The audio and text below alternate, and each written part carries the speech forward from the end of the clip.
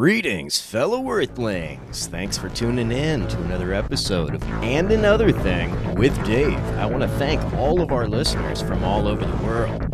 Please do subscribe and share if you're not already. All right, let's get into it. But, Oh wow, we still got 8 messages. Oh my goodness. Dang. You want to hit that next one? Audie? Sure. Audie. Hey guys, talking about people who wake up and hurt people, I like to use the example of gang culture and how young men and women, they join these gangs a lot of times because they don't have, a family they can count on, or they're in abusive situations, and that's the only love they know. And they'll give up their whole livelihoods in order to be loyal to these people that don't have their best interests at heart, that want them to commit crimes for them. And I feel like that's a mental health issue. And when I see these young kids going to jail for 8 and 10 and 25 years for crimes that they would have never committed if they hadn't have been part of the gang and the gang culture. Yeah, that's so true. And the gang doesn't have their best interest in mind. The gang's standing in for a missing family or missing family figure. And, but the structure of the gang is that, the street, the entry level street members are the ones that do the time and get busted. And the hierarchy are the ones that make the money. So, the whole mechanism of it is messed up, but you're preying on people who are looking for a brother or a father figure or something, Yep. And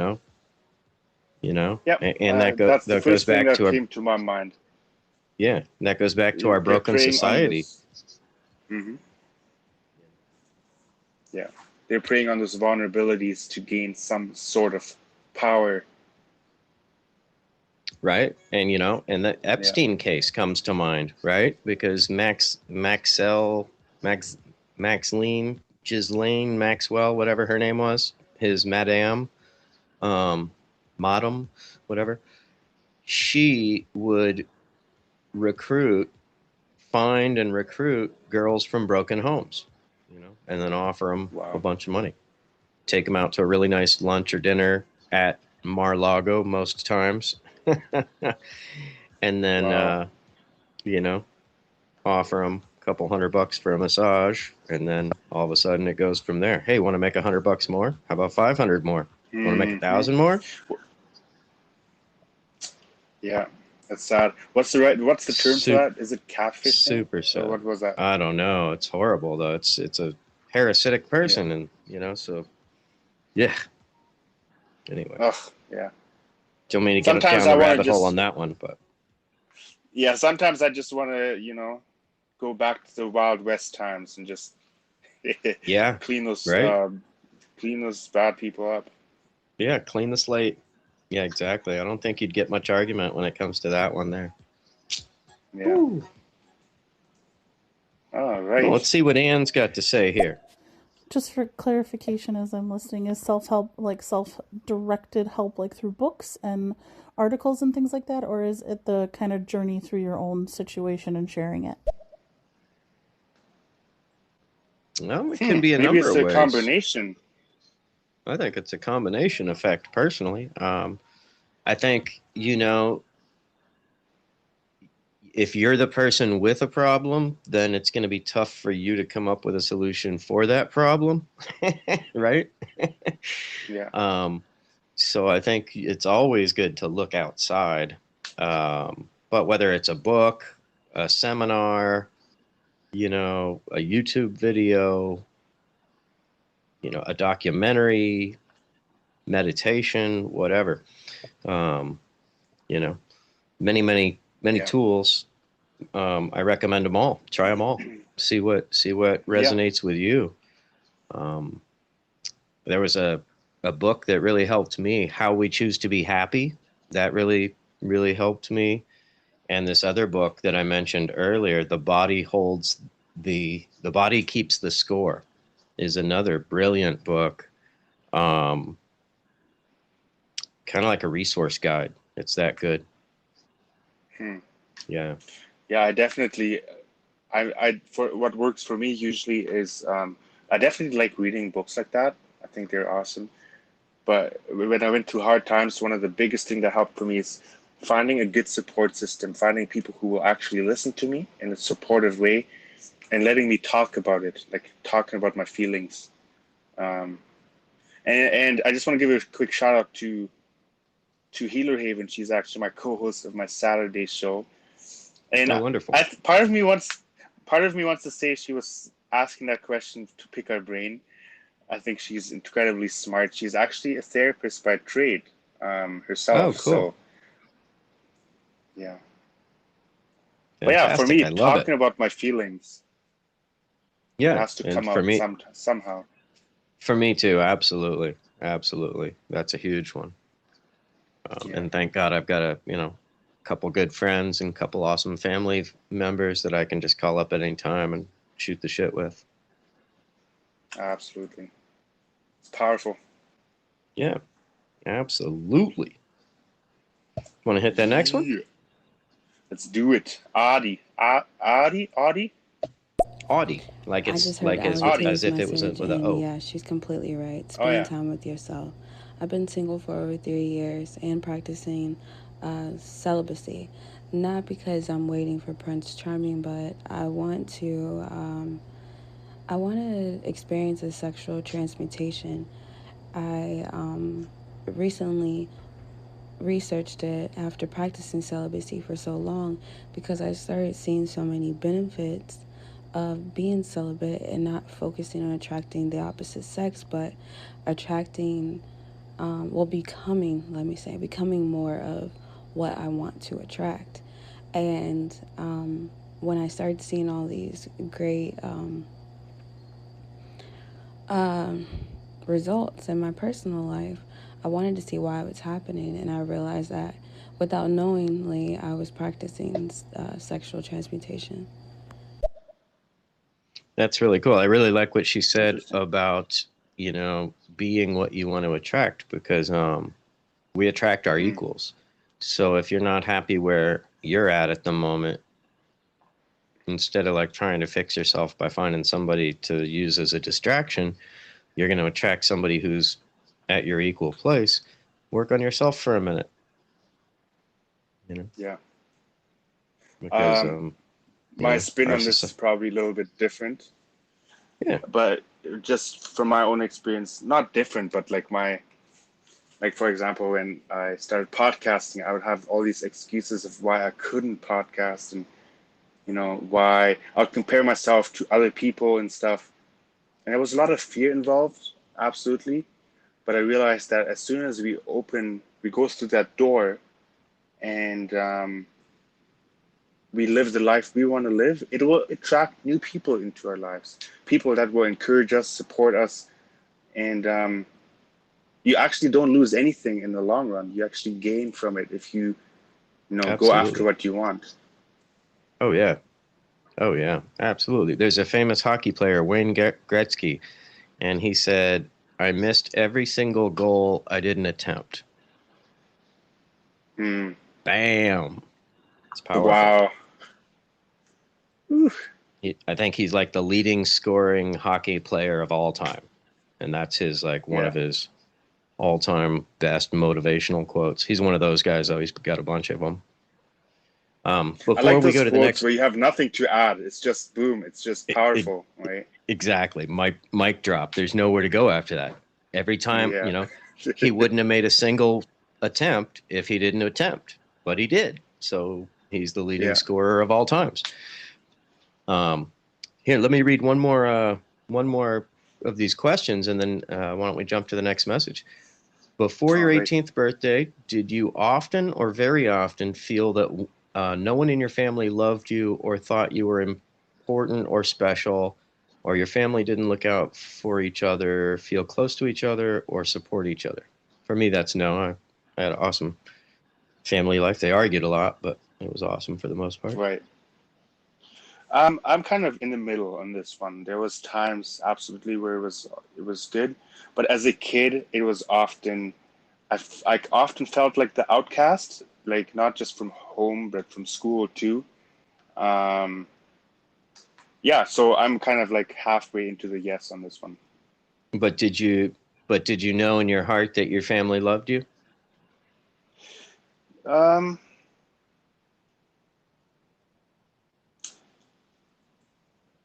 no, not all the way. Okay. It's a hard one So to we'll answer. answer Okay. So we'll go because yes. Just I wanted don't to know be how much clear. of that is true. Yeah, Yeah, I don't yeah, know how much totally. of it was true or if it was self-taught, negative Sure. self-talk. Uh-huh. Right. Reinforced memory or whatever. Yeah. Uh-huh. Yeah. Totally. But now as an adult, I look at my family in a whole different way. So Right. there's a lot of good connections going on. Yeah. Same. Yeah, exactly. You grow up, you realize everybody does the best they can at the moment for the most part. Yeah, And unless it's something egregious, then, you move on. absolutely. Yep. All right. I keep forgetting if it's your turn or my turn to hit the message. Same here. Why don't you go for it? All right. What's up, Ali Tay? So just to like kind of explain, so the reason why the best first step is to just be. It's simple.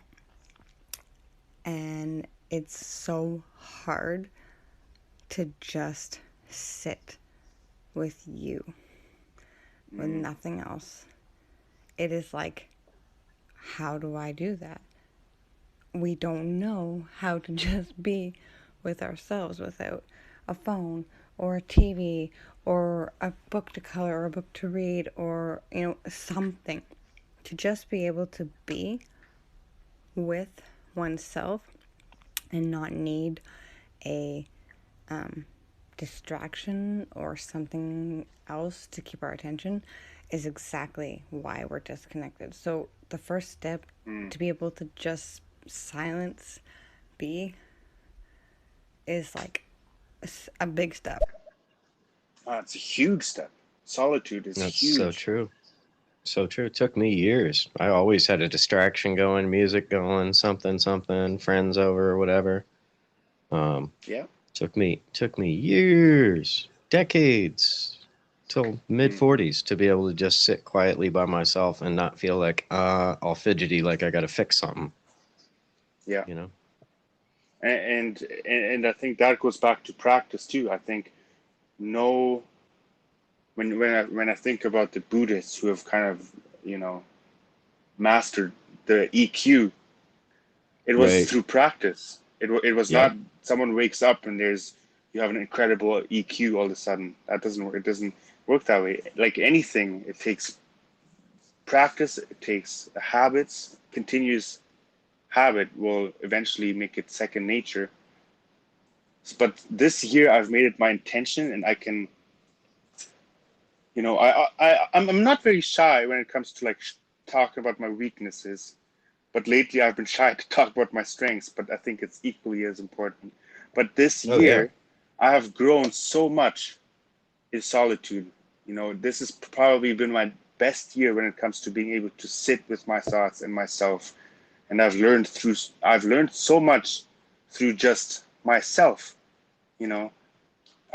Growing up, and it's good to admire people and look up to people. Absolutely, I'm not saying you shouldn't do that, but I spent so much of my days researching, other people's opinions where I totally lost my opinion until I actually shut everything down and was okay with going for a long walk or sat down in my room all alone and figure out what have I learned from my past? How can I move forward? Because everyone's experience is unique. So solitude is a great Sorry gift. about that. I just dropped something. Oh no, it's all good. Yeah. All right, Annie Colleen is up. I think it's your turn to press the bubble. I think what May the Poet was trying to say when I was listening earlier. It's called safe place imagery, and it's not meditative. She's right. It's definitely using the occipital over the safe place imagery piece, where you think of something using your five senses of something that brings you joy, and staying there for a moment. It's a type of gratitude work, and it is very, very effective. That was a nice skill to mention. Thank you for confirming that. Thank you for educating us about that on a whole nother level. That's fantastic. Fantastico. We have May's back. And why is it that people count all the negative things that go wrong with them? Everything that goes wrong with them, they always count the bad things that happen. You got to stop doing that if you can reprogram your mind or yourself or anything. And it's easier said than done. Trust me, it really is. You got a couple of questions on that questionnaire that kind of can open a whole other can of worms. And there isn't a third spot on that forum to talk about what I know. But give or take, you do have that one thing that everybody does is count all the bad things that happen to them, and then they basically go, why me? Well, it's not why, it's just things that pop up unexpectedly, and you should just not think they're bad things, but they're things to try to figure out how to work them out so they turn out to be a positive thing. I have people who tell me, oh, I had so many negative things happen to me. I'm thinking, no, those are all the positive things that you need to work out with yourself. Right. Absolutely. That's a great point. I have mixed feelings on that one. Like, with, like I have ADD and dyslexia, right? So with that, I agree. That's something that I learned about. I worked it out. And, now I understand why like traditional school was a challenge. If I was studying something that I didn't have an interest in, it was extremely challenging. Things that I was interested in, no problem. Right. But, when you're talking about trauma, I don't think it's just a choice like that. This book, the body whole, keeps the score. The guy's a genius and he breaks it down very eloquently. Let me see if I can find, as you hit the next message, let me see if I can find like the foreword from the book or something. Yeah. But I think also I agree with you too. And I think also another thing that she was referring to was the self, like the victimhood kind of mentality. Why does everything bad have to happen to me, and how that kind of thinking is not good. And I totally agree with that. I totally agree. Never have a victim mentality. But, like we were talking about, you need to acknowledge what has happened to absolutely, to move on, Yeah. I think it's the context, right? If I look at why certain things happen and how it affected me, I think that's a victorhood mentality, not victimhood, because you're actually willing to face those things and move on and learn how to cope with them. Right. Yeah. Yeah, so here's like a couple quotes from the inside cover. Psychological trauma can befall anyone, not just soldiers, refugees, or victims of rape. Which are people that he does case studies on in this book. This important and helpful book makes sense of suffering and offers opportunity for healing by the book list. And which book was that again? And that was The Body Keeps the Score. Okay, right. And here's another review written by Vince Faletti, MD, Chief of Preventive Medicine, Emeritus, Kaiser Permanente San Diego, co-principal investigator in the ACE study. This is an absolutely fascinating and clearly written book by one of the nation's most experienced physicians in the field of emotional trauma. The Body Keeps the Score helps us understand how life experiences play out in the function and malfunction of our bodies years later. So that's a brilliant synopsis of what the book's about. So if you guys listening in and if you like reading books, please write that down. Order it. I think Dave said it was like something like $13. $12 on Amazon. $12. I always like to keep track of the books that people mention to me because I think there's so much to learn from books. People put their whole life experience into one book, and we are able to read it in like a weekend or a week, depending how long it takes us. But it's fascinating. Yeah, and let me just read some of the headings here, because so it really is written like a textbook for healing, right? So, contents, part 1, the rediscovery of trauma. You got a lessons from a Vietnam veteran. Other ones, part 2, this is your brain on trauma. It talks about the anatomy of fight or flight, and of how being in flight mode for years can have a physical effect on the body. Part 3, the minds of children. And then we go into part 4, the imprint of trauma, uncovering secrets, the problem of traumatic memory. And then part 5, paths to recovery, healing from trauma, owning yourself, language, miracle and tyranny, letting go of the past. And he mentions EMDR. There's a whole section on EMDR. Learning to inhabit your body. He talks about yoga, putting the pieces together, self-leadership, filling in the holes, creating structure, applied neuroscience, rewiring the fear-driven mind with brain and computer interface technology, finding your voice, communal rhythms and theater, and performance art, singing, things like that. And then there's a whole chapter of resources. So it's really fascinating. But Yeah, sounds like there's a bunch of good nuggets in there. Yeah, let me read a page from the prologue before we jump back into the messages. One does not have to be a combat soldier or visit a refugee camp in Syria or the Congo to encounter trauma. Trauma happens to us, our friends, our families, our neighbors.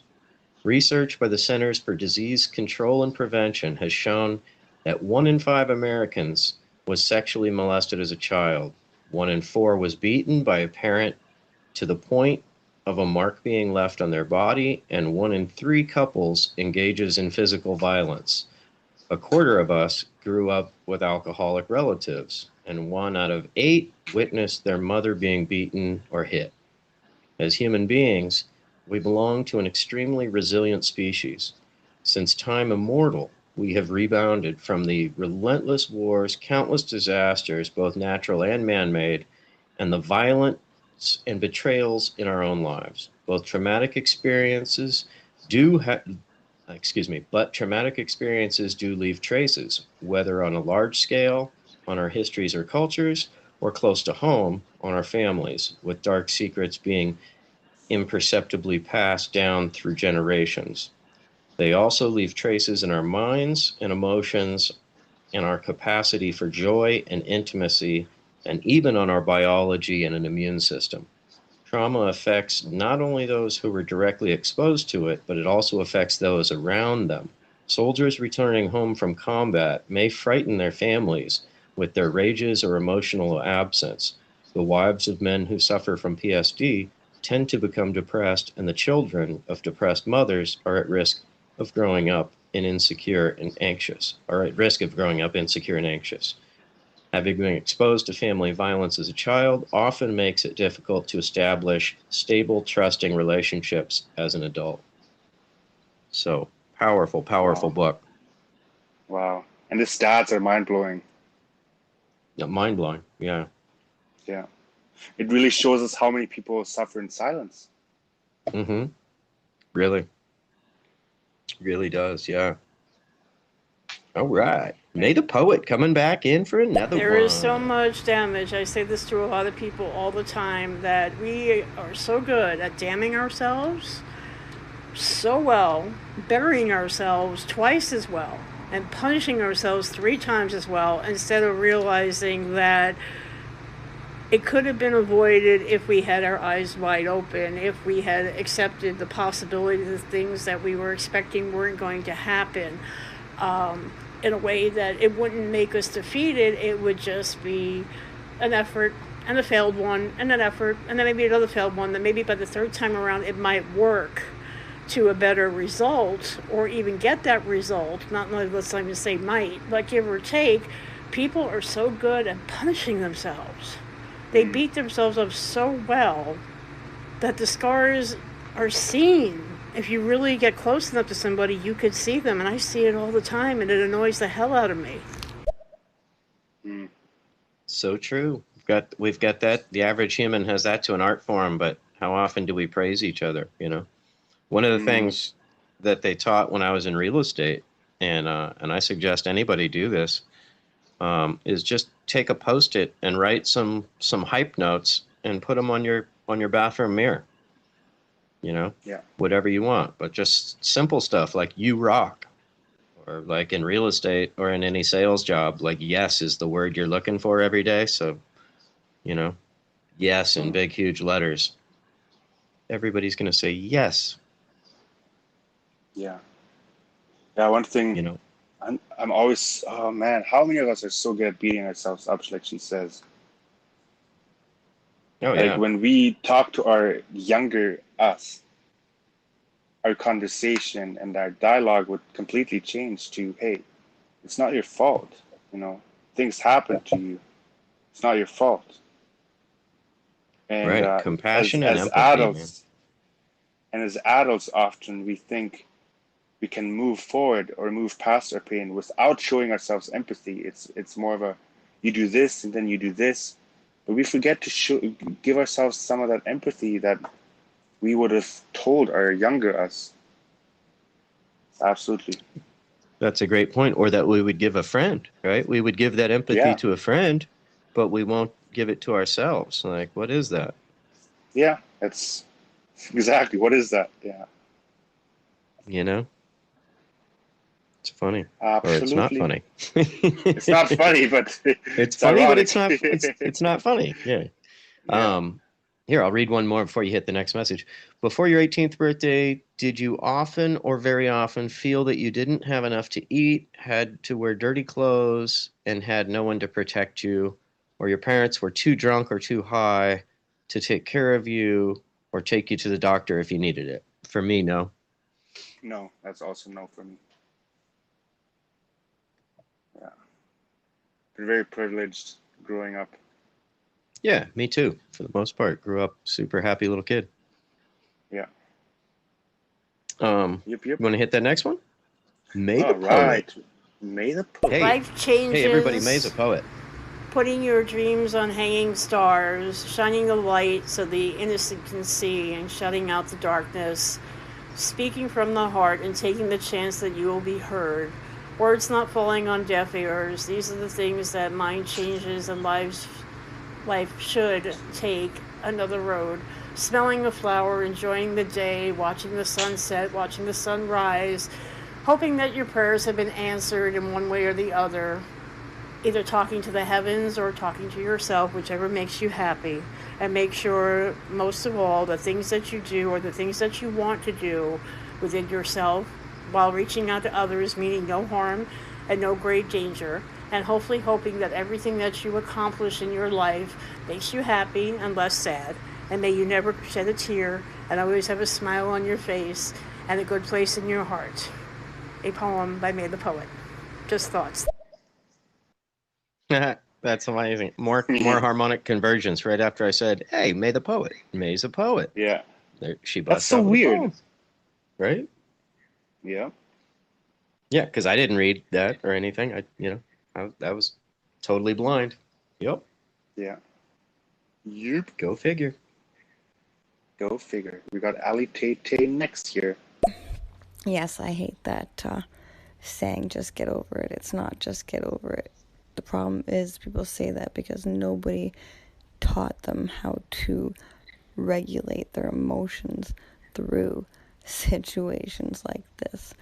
Because the thing is, when you know how to feel, deal, and move, you feel it, you deal through it, and you process to move forward.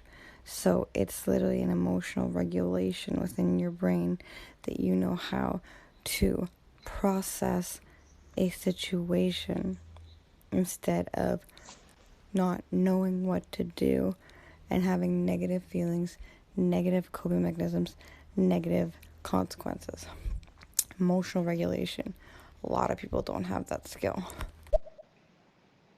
So Yes. true. So true. Very well put. Hey, please, people, no new messages. We're going to wrap it up, 8 o'clock, but we want to go ahead and finish these last messages that we've got. Appreciate everybody for being in the room. Much love to everybody. Much love. Yeah, things like that happen, and it's sad because what's happening is the child is looking for an attachment, source of this person to look up to, this person to teach, this person is, my authority. Because every child survival instinct is to attach to a mature person for life. Everything they need, sustenance, as growing up, they need an attachment to their caregivers. And when parents are absent and not there, children look elsewhere for that. So these adolescents and gang members become that for them. Yeah. So true. So true. And I want to thank you for speaking up about this stuff. We value every one of you who comes through and shares your experience or just a comment or anything. I've really learned a lot so far, and this is one of those things that why I like podcasting. Often the topic that I choose or we choose as podcasters is not because we're perfect at it, is because there is potential in there to help us. Mm-hmm. Right. So often I get healing and I get inspiration, often from my co-host too, and I've learned a lot from you today and another thing, but often it's from the comments too. So just know that you guys are the stars of this podcast. You are in our boat here. Absolutely. So. Much love, everybody. Much love. Much love. Got that next one? Yes, girl, Audie. You got it. Bang on the head. Look inside you to what you need for yourself and fulfillment of life, and that will attract what is going to bring more of that to your life instead of searching for something. Yeah. So true. So true. Couldn't have said it better. Clap it up for And Audie. I love when people bring that up too, because I think I was talking to you briefly about it, German guy, but like the law of attraction thing kind of got a bad rap with that stupid movie The Secret, because everybody started thinking, oh, I could just sit here and just think about things and they come to me, and that's not at all what it's about. It's you putting in your energy and focus at the same time, like visualizing and seeing what you want in your life, what you want to put into your life, and then working, doing things to help facilitate that process. But people don't understand the power that they have. They really, really don't. And I'm kind of seeing that it needs to be brought up, so I'm glad you guys are talking. Thank you so much, Thought Boss. Great point, Thought Boss. Yeah, Jim Carrey said it really well. Exactly. It's about setting the intention, but then following through and laying the footwork, right? So Jim Carrey, this blew my mind. Jim Carrey wrote himself a check for $10 million and put it in his wallet with a date on it. He put a frickin' date on it. And then he worked his ass off, as we all know. On the day that check was supposed to be good, he got his first paycheck from Dumb and Dumber. Wow. Bam. How powerful is that? So powerful. But he didn't sit on his butt and go, this is what I want, now give it to me. He was out there hustling. One of the hardest working dudes there is. We often look at the golden platter being passed to people and we think, oh, well, they got lucky, they had the right people to connect with. But so often we see people in those, in those situations telling us the exact opposite, that they were grinding away at their dream. They were working hard. But I think often we accept that kind of belief just because it gives us an excuse to not chase our own things. Sure, sure. So good point. Holla. Love that. Wayne Gretzky. Shout out. He is the all-time best hockey player. Yeah. Yeah. Yeah.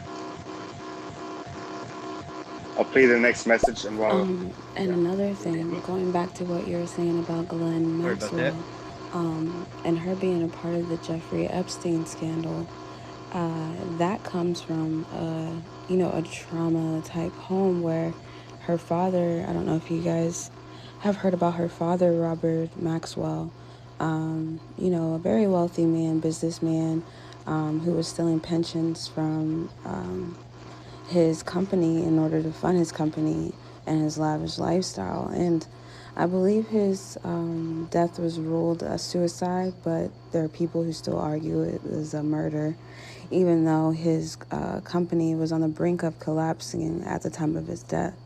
But anyways, just her upbringing and having that type of ideology that wealth is more important than anything, you're willing to do your standards. You're willing to do anything in order to have that life.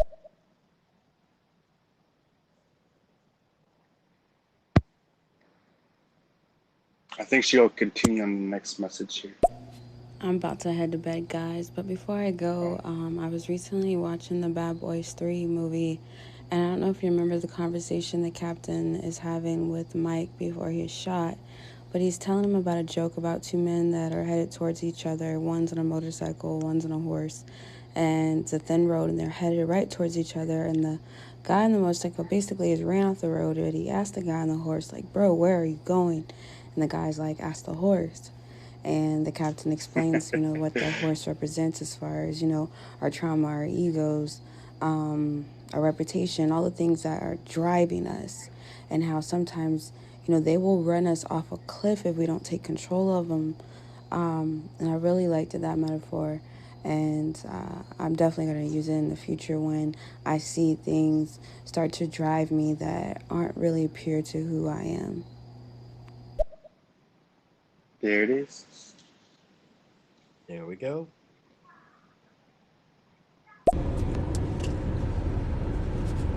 And one of the biggest things you can do for your mental health is DM me for some feet pics. Nice sense of humor. For what? Peach pits? Feet pics? I don't know if I heard that right. Oh, feet pics. Oh, that's hilarious. Oh, that's great. She's another one of these women getting rich off her foot pics on Instagram, I guess. Apparently it's a thing. Really, eh? Yeah. Not with my toes. Yeah. I don't pay for guys' feet. Wow. Anyways. Rock steady. And another thing.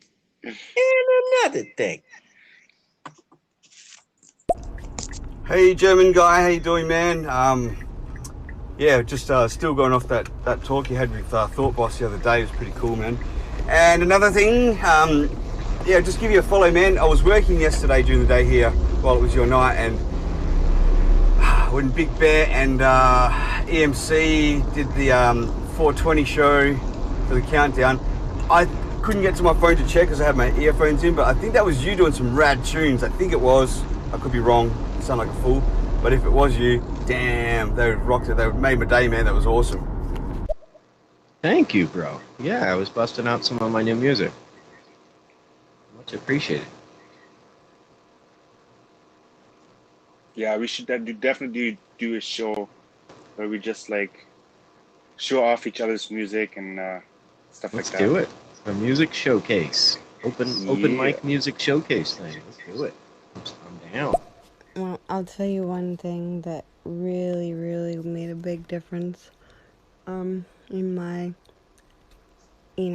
awakening and changing of my brain's negative patterns. When you wake up in the morning, most of the time our first thoughts are, oh, I have to wake up. I don't want to, just 5 more minutes. All the alarms going off. It's always something negative. And it's almost like we don't even have a second to realize we're automatically going to that place. Yeah. So when you wake up, even if your mind thinks of something like that really, as soon as you wake up, put on a video. It's not about looking at your phone. You don't have to look at it. It's about the sound of it. Put it on. I saved one on my phone and put it on every morning that says positive. I'm going to have a great day. Yeah. Oh, I'll finish this. I'm going to have a good day today. And then your mind looks for things that can make it good. It doesn't mean it's going to be perfect, but you're going to change your outlook on your day. You're setting the intention anyway, right? Mm-hmm. Yep. I love it. Heck yeah. Well, you guys, it's been such a pleasure. Dan, I want to thank you so much for giving me the opportunity to talk to you about self-help and mental health. I think this is a topic that people needed to hear. And I got some really good nuggets out of this one. If you ever want to reconnect with me in the future to do another show with me, let me know. Absolutely. But yeah, do you want to? I've enjoyed it. I've enjoyed it myself. Are you hearing an echo? A little bit. It's more of a white noise kind of thing. Well, now it's gone. There we go. Audio. Triumph over adversity. Yeah, I've really enjoyed the chat. Would love to chop it up with you about various other topics. And we could always circle back to this because it's never ending, and it's a maintenance issue, right? Yeah. It's about self-care in the long term. But I also just want to thank everybody that tuned in, and everybody stay strong and take care of yourself, because put yourself first, because nobody else will. Absolutely. All right, it's been a pleasure. See you guys later. Good night, everybody. Good night. Good night. All right, thanks for tuning into another episode and Another Thing with Dave. Please follow, subscribe, and share. I'm on all social media and Another Thing with Dave. And keep seeking the truth.